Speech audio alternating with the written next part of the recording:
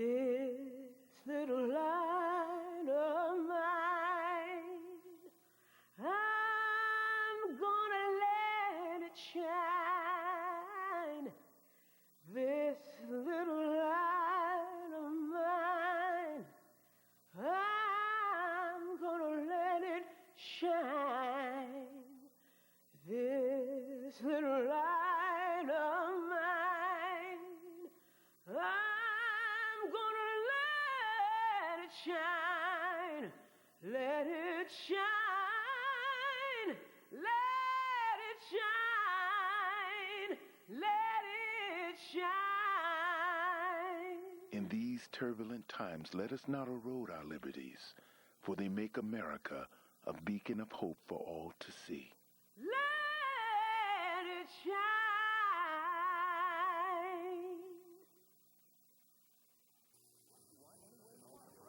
Your living room is the factory.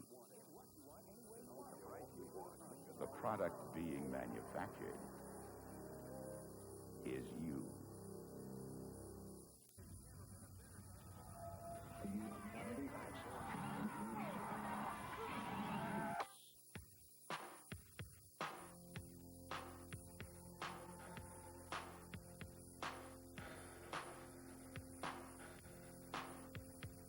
Hallucinate to segregate, mediate, alleviate, try not to hate, love your mate, don't suffocate on your own hate, designate your lover's fate, a one world state as human freight, the number 8, a white black slate, a gentle train, the broken crane, a heavy weight, they're just too late, now devastate, appreciate, depreciate, fabricate, emulate, truth dilate, a special day, the animals made, guilt debate, the inserate, a better rate, a youth irate to liberate, fascinate, interviate, and reinstate, liberate, to liberate, liberate.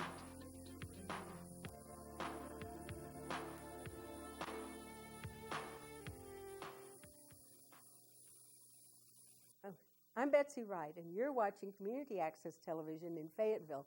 I wish we had something like this where I live.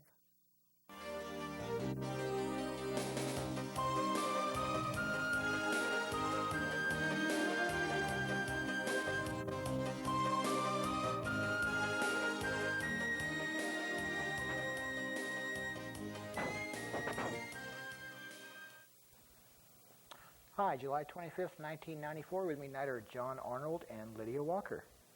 Hello. Hello, how are you? Good evening. And we're going to start the program with a toast? Yes. Yes. Absolutely. We're here representing the Sign Society of the Greek Interpreters and Violet Huntresses of Northwest Arkansas, Sign Society of the Baker Street Irregulars. And there's a ritual series of toasts that begin each meeting. So, To begin the meeting, I would like to offer up a toast to that woman, the incomparable redhead, who almost stole the heart of Sherlock Holmes. I give you the woman, Irene Adler. Irene.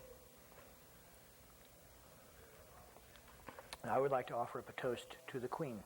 The Queen. To the Queen.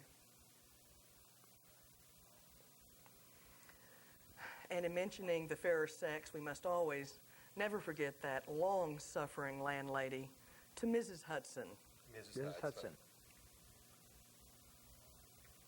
And finally, we offer a toast to the doctor's wound or wounds. There are perhaps two, we're not sure, to the wounds. To the wounds. They suffered in Afghanistan. Mm-hmm. That's true. Absolutely. Which led, of course, to his meeting with Sherlock Holmes and that most wonderful of partnerships. When he needed a room to rent, or a place to rent. That's correct. January 1888. Digs at a reasonable rate. That's right. What things have gone for in those days? Now, I don't know. It's listed in the canon, though. I can look that up. Really, I was never really sure exactly how much of the house they lived in. Mm-hmm, mm-hmm. Because you only most of the stories take place in the living room, don't they? Yeah. Yes, they do. In the sitting room. So, we should have brought a map. Well, we can show you a map of the room layout if you'd like that to see that. In just a moment, I'll look up the. Why does Sherlock Holmes have such an enduring appeal over 100 years after he was created? And people still write Sherlock Holmes letters. Well, of course they do. And they are answered. And I think that one reason that Sherlock Holmes has such an enduring appeal is because, of course, he is still alive. And helping people and doing wonderful things for the world, conquering evil. No, he's a beekeeper now, isn't he? Yes. Yes. Yes, in Sussex. Okay, and he's pretty old beekeeper in Sussex right now. Well, Unless he was like Tarzan, kept taking those longevity medicines. Exactly. Yeah. Well, it's believed that during the Great Hiatus, when some people mistakenly thought that he had been killed at the Falls of Reichenbach, he actually went on a great hiatus, and during that time he traveled to Tibet, where he studied with the head Lhasa, and it's believed that through this study that this is what's responsible for his longevity today. And of course we know that the master, as we like to call Mr. Holmes, is still living because his obituary has yet to appear in the London Times. Well, and that's it. If it hasn't appeared there, you know he's not dead. That's correct. That's correct. And I think that, of course he is the world's greatest consulting detective, but I think that the Holmes stories have a great deal of appeal because they represent a time when things were perhaps more predictable, where you knew where things lay. That was the height of his career, although, of course, evil and corruption have always Been with us. Oh, to a great degree. But And hopefully to readers of fiction, they'll continue to be with us for some time to come. Well, that's a very cynical view, isn't it? yeah, that's a very interesting thing you've just said when you said fiction, because, there's still many people that believe that Conan Doyle, who was actually just the editor of the stories, Of course. some people believe that he wrote the stories. No, and, no. Of course, we know that this isn't. Dr. John Hamish Watson That is correct. wrote the stories. Or James, as those the most intimate with him like to call him as a nickname. So, yes, I'm sorry, I'm still That's right. looking So up. how were you attracted to the Sherlock Holmes stories? Was it a childhood fascination, or? Well, actually, as a child, I didn't like Sherlock Holmes very much. Really? No, well, it's very strange, but I associate trying to read those stories with sitting in my grandmother's very dusty living room. But in my 20s, I became attracted to Sherlock Holmes very much. And to some degree, through my association with Lydia, the Violet Huntress, Thank you. she brought me back to the master. And I found the enduring appeal there, which has continued to attract me. And I enjoy reading the master for his conquest of evil and for the authenticity of the period as it is depicted in the stories. I enjoy that very much. Of course, they were period stories, so they were written at the time. Exactly. Contemporary with the 1880s, 1890s. Somewhat earlier, which is a period that I do enjoy.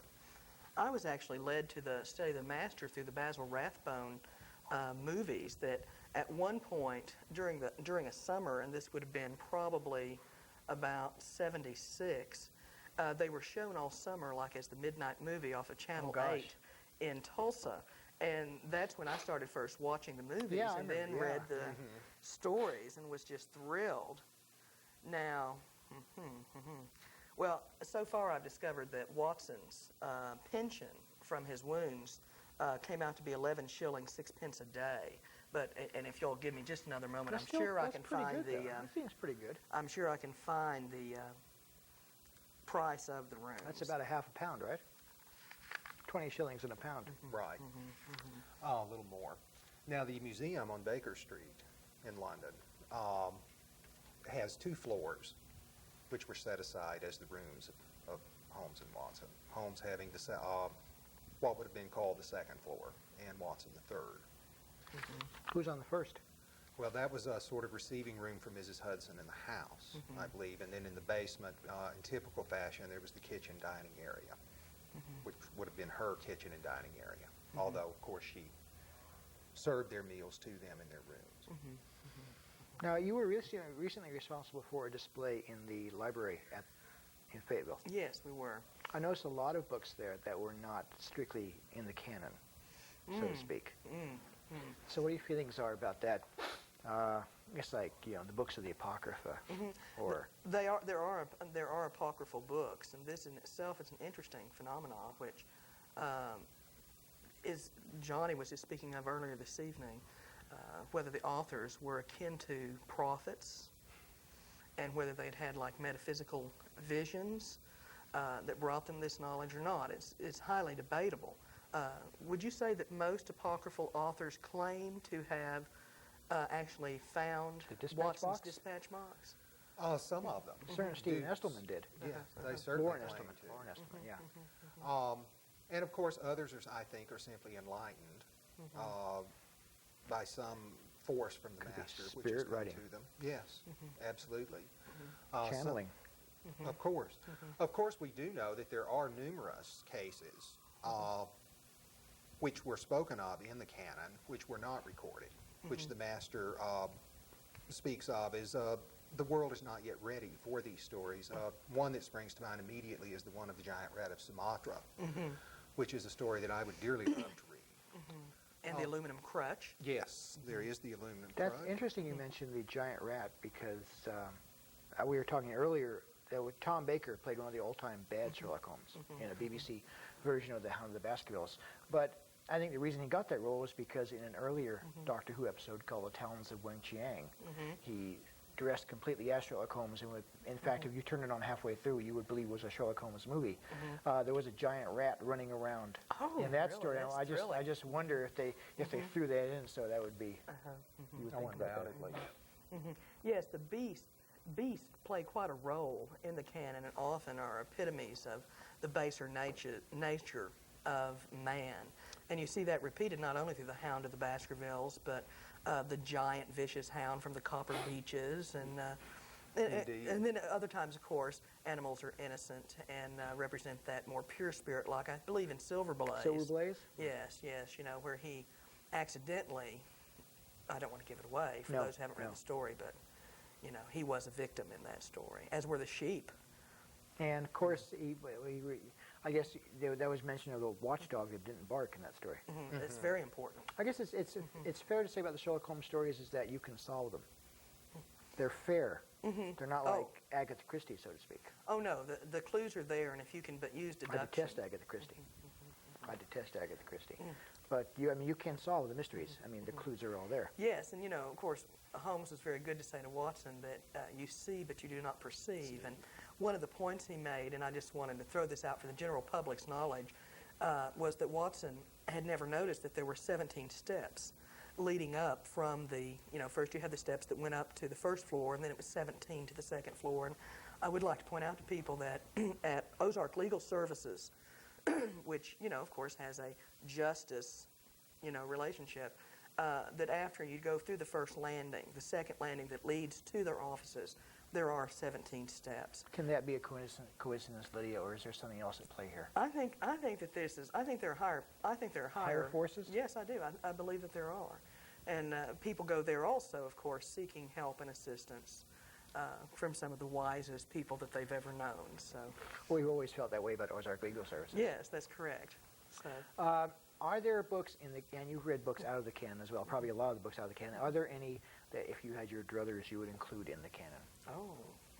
Would include? Yeah, that you know that this has got to be a real Sherlock Holmes story. I would include the 7% solution myself. I think that this goes far to explain what happened to the master after the disappearance at Well, Reichenbach. doesn't that kind of mess things up with Moriarty?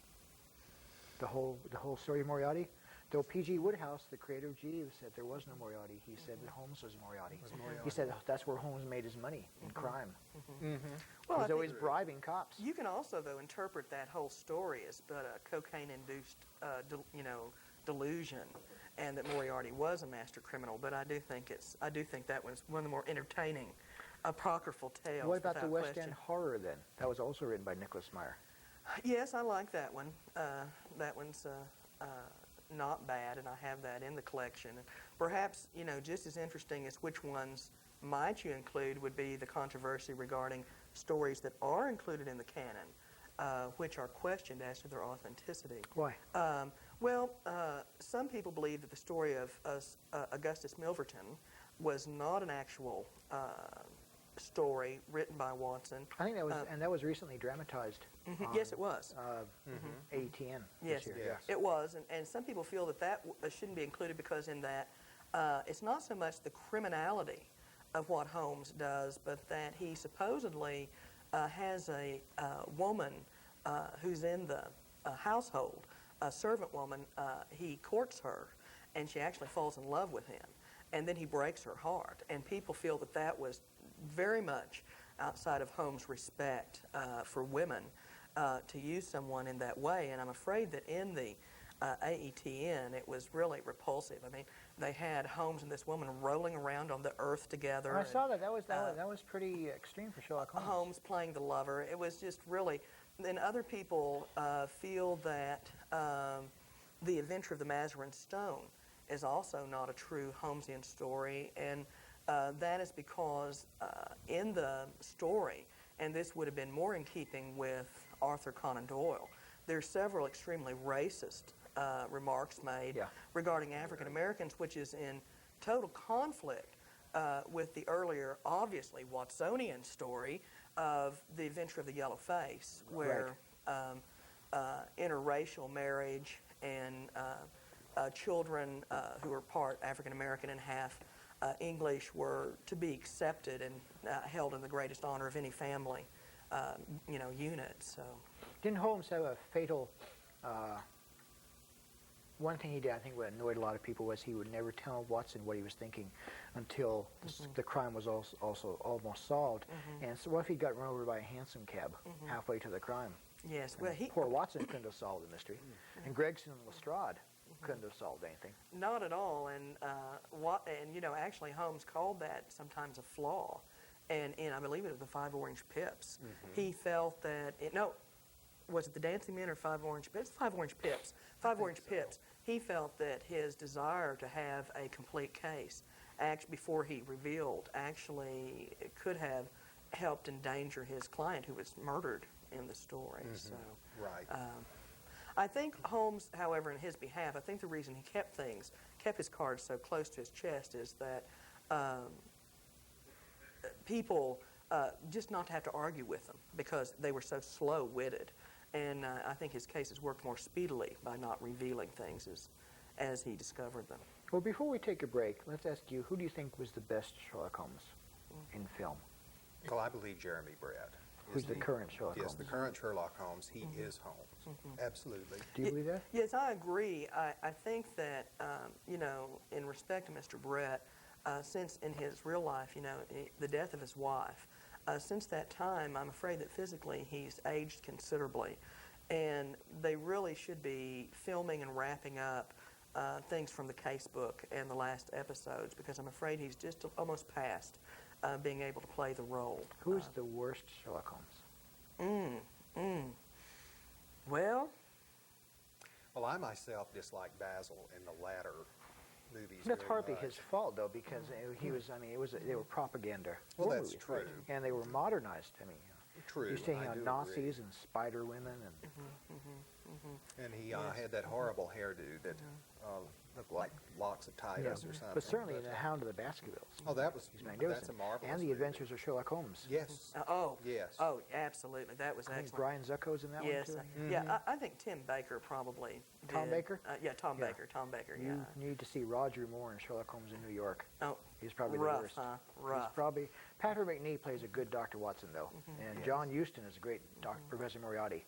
Now, speaking of Professor Moriarty, our director is going to take us to break right now. We'll be back.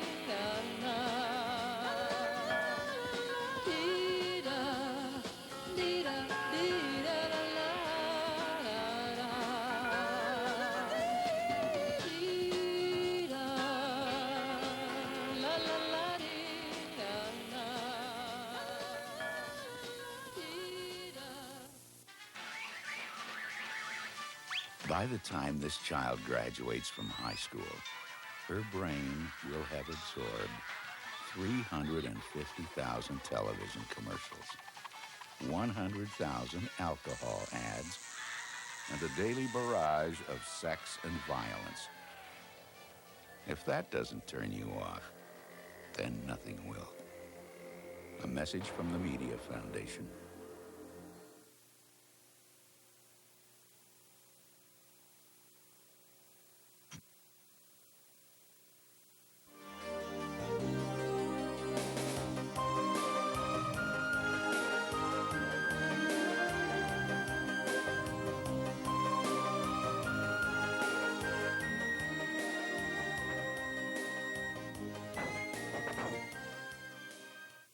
Hi, we're back from the drive-in, and with me are John Arnold and Lydia Walker of the Greek Interpreters and the Violet Huntresses.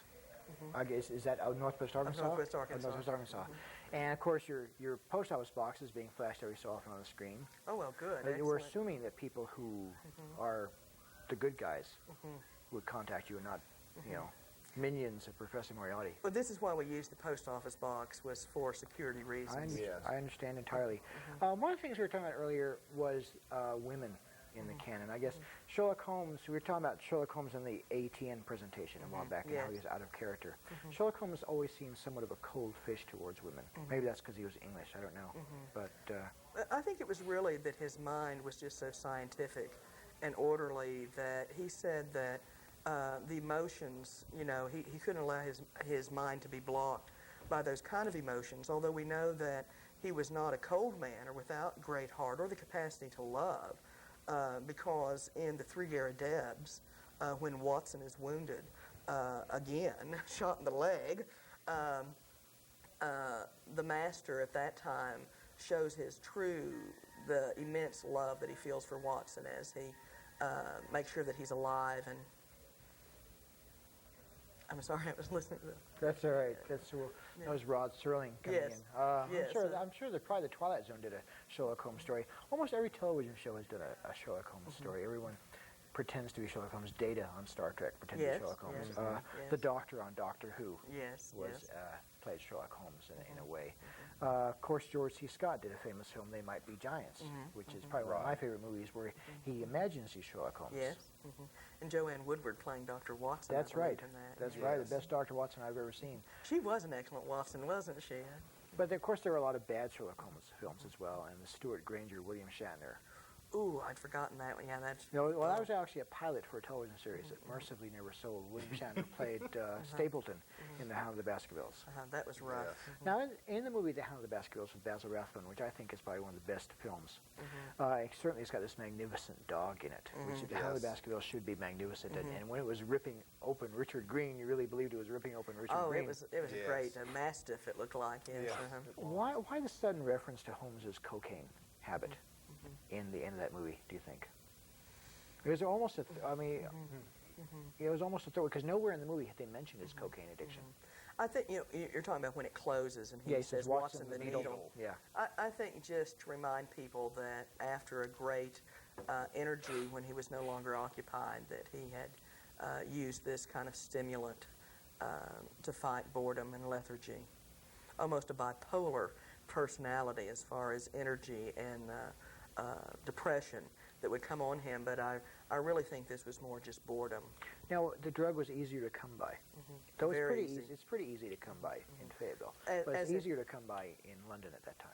Yes, and of course they even, as you know, if you remember from The Man with the Twisted Lip, they even had legalized opium houses where people would go in quite, legitimately and smoke opium, and so it was a different era around those kind of drugs, and many people felt that the stimulation was from cocaine was really something of a benefit, and there was kind of like Leary and LSD experimentation in the 60s, like that.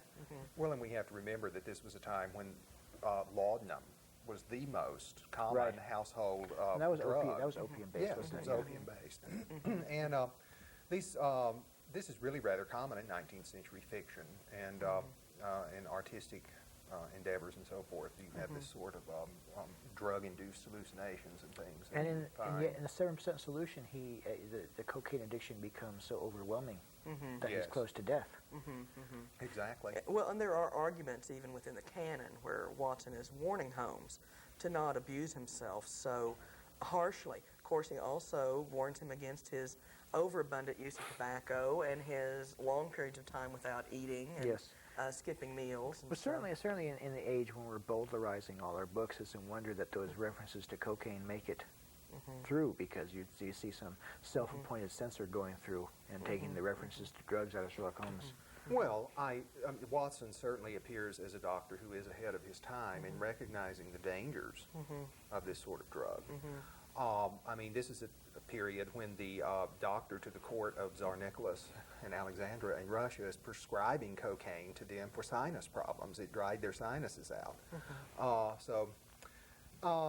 He is ahead of his time, and I think that, I mean, the fact that Holmes is addicted to this, there's no question of that, and he, in turn, is getting Holmes off the drug. I mean, there's a good lesson there for our generation to take note of. Well, and also I think censorship around this issue could in some ways be like Franklin Roosevelt. You know, they never passed the law regarding, 2 terms in office as president until after he died. And since Holmes is still living, the censors may be yet hesitant to attack that because of out of honor and respect for the man himself. So, and of course, he's keeping bees in Sussex. That's correct. That's correct. Yes.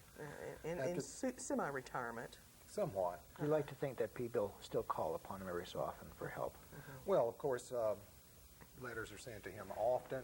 There is a secretary at the Abbey National Bank in London, Baker Street, 221B, who does answer all the correspondence. Takes care of all of that for him, and which is quite good. He receives so much mail from all over the world. He can't keep up with it. You know, in our 3 hardcore Scion members, in the last year we've had, year and a half, we've had 2 members actually make pilgrimages to London and to 221B Baker Street. And you have some photographs of the Johnny having just returned, and we also tonight have brought some actual relics of the master here. Are these like pieces from the cross or whatever? Or? Very much so. I mean, these are, in fact, we have one relic here which could have some real significance regarding actual, especially given Jurassic Park. Here we have soil from 221B Baker Street. We have some lesser relics of dust from the mantelpiece and some tobacco doodles from the mantelpiece. Now, this could be important because these might actually have the master's spittle and therefore his DNA. Might be, but from the museum, and the museum, the Sherlock Holmes Museum, which is on Baker Street, we believe has many authentic relics there. We have some pieces of newspaper that was on the master's bed, but we have some wax drippings that are from the bedroom. From the hearth. From the hearth in the bedroom. fireplace. And just like if you remember in Jurassic Park, they were able to get DNA code from amber, and we feel that it's possible that there is cellular material from the master in this beeswax. And so, of course, our security's been very tight in bringing him here tonight. But thus the burly men at the door. That's Exactly. correct. That's correct. Yes. We're very frightened of these. My crew didn't much like being strip searched, but Well, you know, needs must. screening needs is must, that's needs right. must. So this is practically a religious experience then, having these relics here.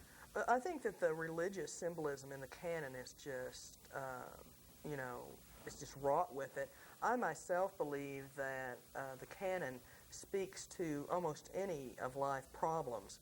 I think you can find a reference to it in the canon, and if you want to, you can just like mention like some great meaning of life or great social problem that we face. And I think Johnny and I could probably give you some direction of reading that you could do on the matter. Does something come to mind? Probably be more interesting than the Psalms. Talking about women in Sherlock Holmes, though, Watson certainly has a number of wives. Yes. 2 at least, What possibly happens to 3. his old wives? Well, Do they die? Or I believe that Mary stray Morrison, bullets from Moriarty's minions? Or Well, they talk about his sad loss regarding Mary Morstan, and I think Yes. that unfortunate woman died. However, his other wives are not named, and it's very much like Watson's bullpup when he told Holmes when they first met that he himself kept a bullpup, and yet then there's no other reference to the animal in the canon. And so I wonder if bullpup, some people say that it meant his temper, or that he was sometimes surly. And these other wives in the canon, I mean, it's really a question that they go unnamed simply as Watson's wife. Let's see. Now, he did marry Mary Morstan sometime after July 1888. After the And conclusion of the Sign of the The Sign of the Four. Four. and there is a possibility that she was his second wife. He alludes to his impending marriage in The Noble Bachelor. Let's see. Mary apparently died between 1891 and 1894 because by the empty house, that is true, he was in mourning Yes. for her In during the that. 7% solution, he's married. Yeah, Yes. during that period in the Great Hiatus. But another marriage is suggested in 1903, and in later stories he was living away from Holmes, and some people think that's with a wife. So the wife that's mentioned later, she's the one I believe who calls him James instead of John, and so A lot hard of to know. people give their husbands and wives false names, though. yes, little This is- pet names. My name is John Smith. Of course, some There's, people say that Hamish, is James is the Scottish nickname for that. Right. So. Exactly. Holmes seems to have a really low opinion of policemen. He's always insulting them, yet he's bribing them at the same time. Well, the police were encumbered, of course, with some things he was not. He didn't have to always wait for a search warrant. If he could find access to the home through some trickery, he would do so. But yes, they were pretty much bumbling dolts. And who were open to being bribed. Yes, although Lestrade was as tenacious as a bulldog, and in Hound of the Baskervilles, he was a good man to have nearby. So in a fight, Lestrade was there. And Gregson was even said not to be one of the worst of the police. The best of a bad lot? Yes, the best of a bad lot. lot, he says in The Study in Scarlet. But I think that he was more concerned that the police adopt scientific methods. He was ahead of his time in pushing methods of criminology onto the police force, things such as fingerprinting, which they hadn't yet adopted and didn't adopt until early in the 20th century. So the master did have some effect in changing the course of criminology and establishing it as a scientific discipline. So he was the first detective character in a continuing series Edgar Allan Poe created. Dupin. Holmes had a very low opinion of him. Very insulted that he was compared to him Yes, at and one he point. had a low opinion of Edgar Allan Poe for creating him. But certainly, was Holmes, this is a real tender subject here. Ed McBain, one of my favorite writers, whose real name is Evan Hunter, whose real name is 87th Precinct, but he suggested that Sherlock Holmes was illiterate because he's always asking Watson to read things out loud to him. Well, Holmes did take a college degree, and while there may have been readers, I think that would have been very hard for him to study without. And perhaps we talked about perhaps a touch of stigmatism, since he also used a used a magnifying glass quite a bit. But He read a lot of trash too, didn't he? He read the National Enquirer and the Star of the Day, didn't he? He knew a lot about popular crime stories. he mainly read the agony columns, looking for clues in communication, and thought that was very interesting. Watson himself is the one that was very wont to read a yellowback novel, a cheap novel, for relaxation when he wasn't perusing There's medical a lot to journals. be said for cheap novels. But the master himself was always on his way down to the British Museum, to the reading room, in order to go in and take a look at any of those things that did interest him.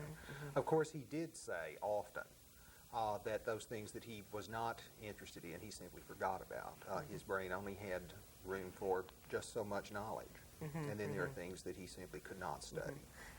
And go ahead, I'm sorry. I was just going to say, and I think that Watson reading things, Holmes told Watson that he had a great power to bring out Holmes' thoughts and help him clarify. So I think he Exactly. probably had him read to him often because that freed him to just focus on the content of what was being read to him. And we are still in a cultural situation where reading is very much a sort of family activity. It was not at all uncommon in those days for, say, a daughter to read aloud to the family, something. So this isn't, this isn't an indication of illiteracy. But do you think it might also have been a way to just include Watson in what was going on, or to try to make sure he was up on the facts, himself? No doubt. And many of the times when Watson is reading to him, he is reading to him stories that accounts of cases that have just been solved. And no doubt the master wanted to judge the intonation and so forth of the rendering of the tale and make sure that he had the dramatic effect correct. Maybe he was always criticizing Watson for going too far overboard in the dramatic details. What about the issue of domestic violence in the Holmes stories? Well, that's that's a very interesting point, because about a third of the short story, there's 56 short stories and 4 novels, and about a third of those there's some aspect of domestic violence involved in the stories, which I think is very interesting when you recognize that today we estimate that 1 in 4 women in her life will be battered. Holmes, I think in many ways, and respectfully so, acknowledged women's rights to make choices and decisions around domestic violence. He empowered women. He tried to get them to safe housing, and he saw it as a vicious crime, and he talked about it as a crime over and over throughout the canon. And perhaps some of the most brutal domestic violence would be from the adventure of Black Peter, where Black Peter actually would take a whip and chase his daughter and wife through the streets, beating them. And everyone knew about this, and yet no one intervened. And in The Hound of the Baskervilles. Stapleton. Yes, with Mrs. Stapleton, if you remember when they found her tied upstairs in that room. She was cruelly bruised, and I believe that Holmes said, "The fiend, see how he's treated you." It was either the fiend or the brute. And so he was very much an advocate for battered women, and for women getting to safety, and for women making their own decisions, but treating it as a crime. So. And we, of course, tend to have this idea that cities are such dangerous places. In which story is it he makes mention of the fact he and Watson are riding in the Copper Beaches? They're riding in the train, and he's looking out into a rural countryside, saying that the countryside is far more dangerous than the city is. Because of the isolation and the lack of a chance to have help from law enforcement. So. Did, aside from Moriarty, who's a kind of recurring character, did any villains come back? Did Stapleton, for example, really die in the Great Grimpen Mire? Oh yes, if you've ever seen Dartmoor, you would know that there's no possibility that anyone could come out of that. I think he did. Of course, Sherlock Holmes is still alive. True, but then again, he's the master. And Stapleton is Stapleton. Pretty evil guy, though, so pretty tenacious. He That's could be true. still alive. There actually is a book called The Hound's Revenge. Yes, I saw it in the window is. now. I haven't read it, but is it worth reading?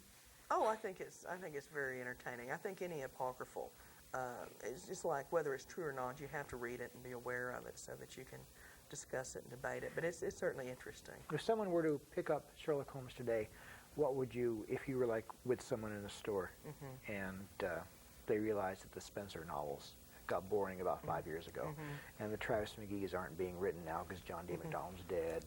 You have to wait once a year for Kinsey Milhone. So what would you recommend them to read in Sherlock Holmes? Well, Study in Scarlet would always be a good start That's for the the first novel. one. Yes, and just to introduce you to the master. Johnny and I have quite a difference in our likings in the canon. I like some of the earlier stories, like the Naval Treaty. I think is show-stopping. The Blue Carbuncle, I adore it. I would definitely recommend that as early reading. Johnny likes some of the later stories. Could you name a couple that you... The Bruce Partington Plans. That one's very good. That is a story that I think is fantastic, which, of course, he gets to meet the Queen at Buckingham Palace. That's a fine story. Bruce Partington Plans, Wisteria Lodge, The Disappearance of Lady Frances Carfax is another one that I like, but and then, of course, his Last Bow, the very last story that he and Watson, the very last case they worked on together at the outbreak of World War I. What about the apocryphal stories? Well, I liked, and I'm sorry I'm blanking on the name, but Irene Adler's story that has had a comeback just recently that was published. I like that a lot. You mentioned the 7% solution. I think Yes, that you liked. there is another one, again, I can't remember the title, where Holmes works on the Jack the Ripper cases. Right. I know there was a movie called Study in Terror. I don't know if that's the same story or not. I don't know. There is a novel that I read about 10 years ago. It appeared in Ellery Queen magazine. The Study in Terror did originally, I think. Speaking of films, and I do believe that the Brett series, where they did the Blue Carbuncle, it's a fabulous recreation. And the Naval Treaty, such a realistic representation of brain fever, don't you think? I mean, I thought it was just show-stopping. So, which was the very first of the series that appeared on AETN. That's correct. That was quite a while ago then, wasn't it? About 10 years, 10 years ago, yeah. Was it that long ago? Has Brett been playing Sherlock Holmes that long? You know, that is correct. That's correct. It was about 10 years ago. Is it time for a new Sherlock Holmes, or is he still? Well, like I said, he's getting just a little bit too old to portray the master, and I think they need to go ahead and wrap up the last stories in the case book, do the last bow. Yes, I'm waiting for his last bow. I think I think it's like with Raymond Burr, Sherlock as Perry Mason. I think people are afraid to make a new Perry Mason movie, but like 4 or 5 people have played Perry Mason. Yes, but Raymond's the only one you remember. But no, I do believe Brett is definitive. Many people criticized him for his early portrayal of Holmes because of his nervousness. Yeah. But that was very intentional because he was using cocaine, as we've talked about at the time. Kind of hyper? And I think it showed his his eager hyperness, and I think it was very true to the story. So I reject that criticism. And amazingly, Jeremy Brett has gray eyes, as did the master. He had gray eyes. So. But we were talking about actors a while ago, and we were talking about William Gillette, who some mention should be made of him. And a lot of people considered him to be the best Sherlock Holmes. Arthur Conan Doyle, I think, considered him to be the best Sherlock Holmes. And there was a play written by him called Sherlock Holmes. It was later done on, it was shown on ATN sometimes. No, I'm sorry, A&E sometimes. Called Sherlock Holmes with Frank Langella. Yes, very much so. The interesting thing about the Gillette stories is that is where the stage plays, that's where the calabash became associated with Holmes, because Holmes actually smoked either a cherry wood church warden or a clay pipe.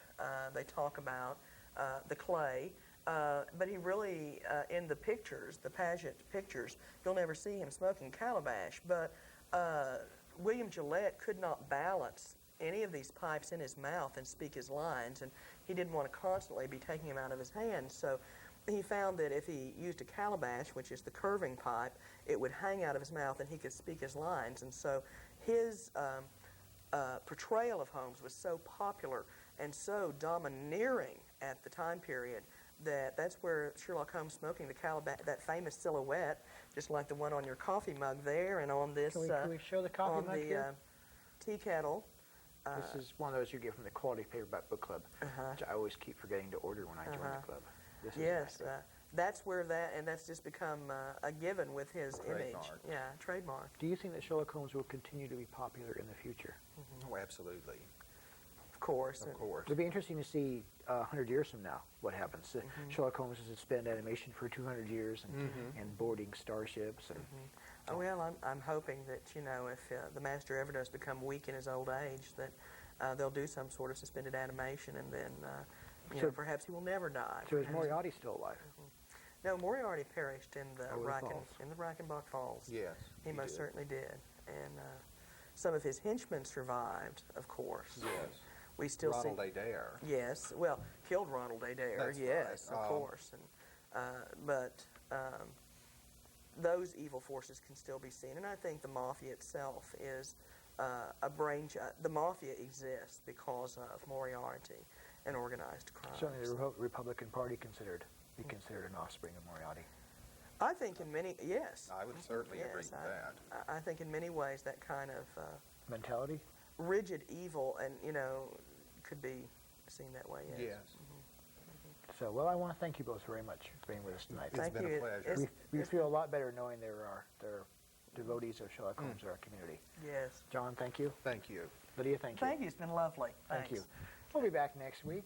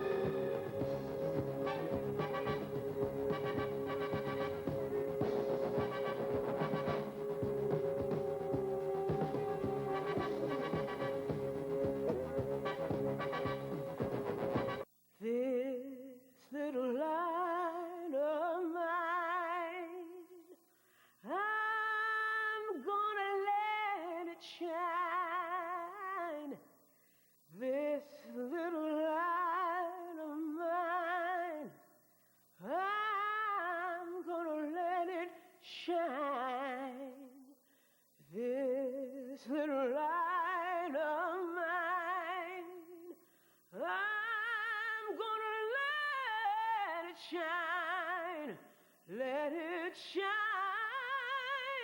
let it shine, let it shine. In these turbulent times, let us not erode our liberties, for they make America a beacon of hope for all to see. Let it shine.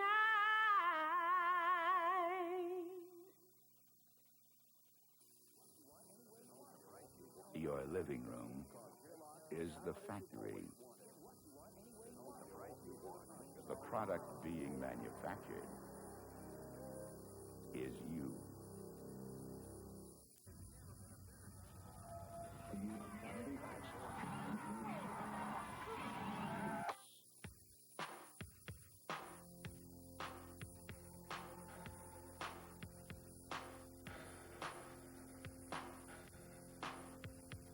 Hallucinate to segregate, mediate, alleviate, try not to hate, love your mate, don't suffocate on your own hate, designate your lover's fate, one world state as human freight, the number 8, a white black slate, a gentle train, the broken crane, a heavy weight, just too late, now devastate, appreciate, depreciate, fabricate, emulate, truth dilate, a special day, the animals made, guilt debate, the inserate, a better rate, a youth irate to liberate, fascinate, deviate, and reinstate, liberate, to liberate, liberate.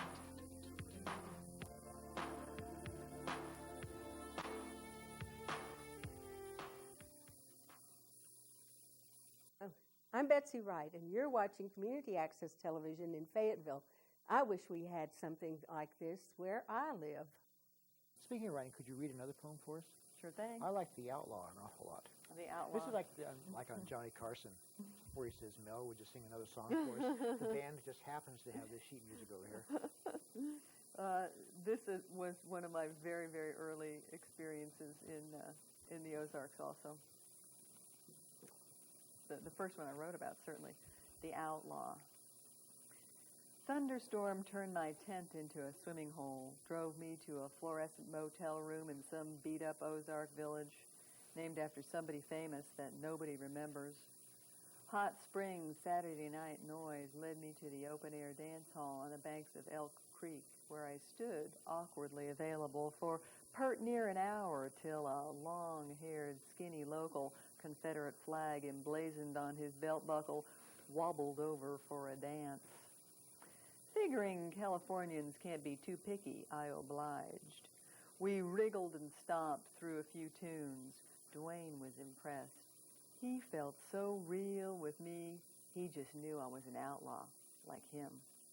What do you mean, outlaw? Real slow, like he said.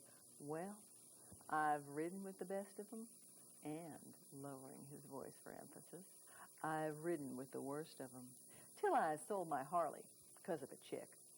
What do you do now? I hang chickens. No bizarre sacrificial cult this, just a poultry processing plant where one step on the line is draping dead chickens over a wire to be dissembled 5 days a week, 8 hours a day, $6 an hour. Yep, best pay in the area. Hey, little outlaw, he grinned in a tone I reserve for cooing my puppy. Let's dance. We rocked out to AC/DC, knocking me out with those American thighs, yeah. The Budweiser was doing strange things to Dwayne's footwork, so we sat this one out. He sidled over closer to me. You know, the way you look and the way you dance, I can tell. Yes, Dwayne, I can tell you've sat on one before. My eyes bugged out like I just stepped alongside a 10-foot rattler.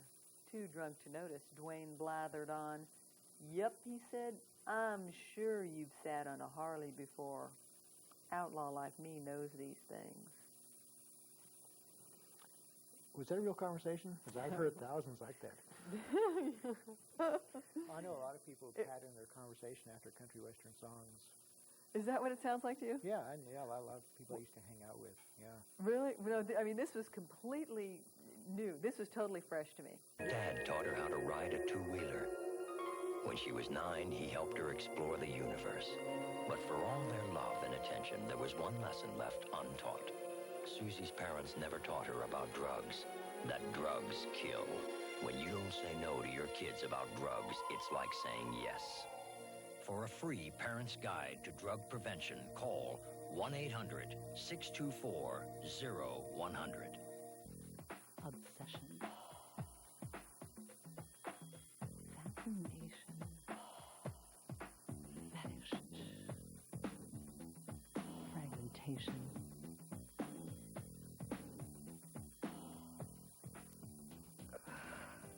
Why are 9 out of 10 women dissatisfied with some aspect of their own bodies? The beauty industry is the beast. This is a lullaby, as I said, and she's fine. All these little instruments that you see us play, they're like the one thing I really allow myself to treat myself to and spend money. I'm really very tightwad with my money, and but these are the things that I let myself spend money on. So they're my toys. So it's really a thrill when we can figure out how to use them as a tax deduction for our business. Well,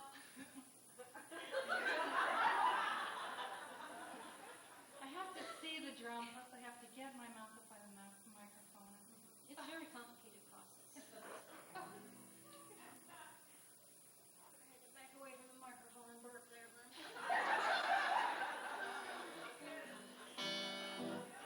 She usually lets me just have it full blast. I'm surprised.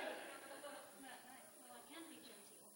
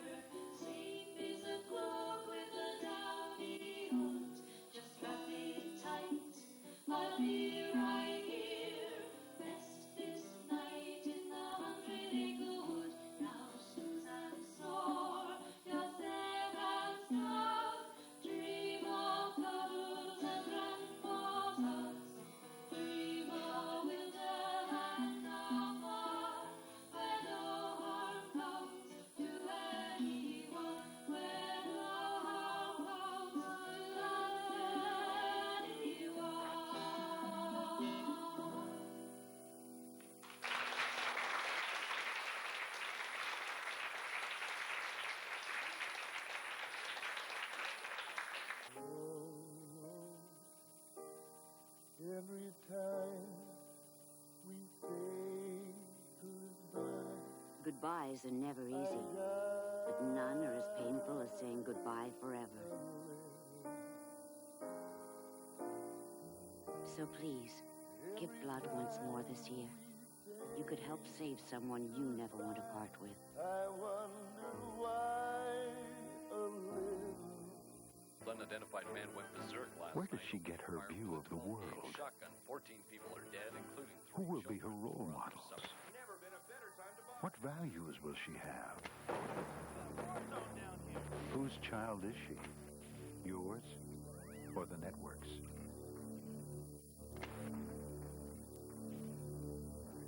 Take back your children.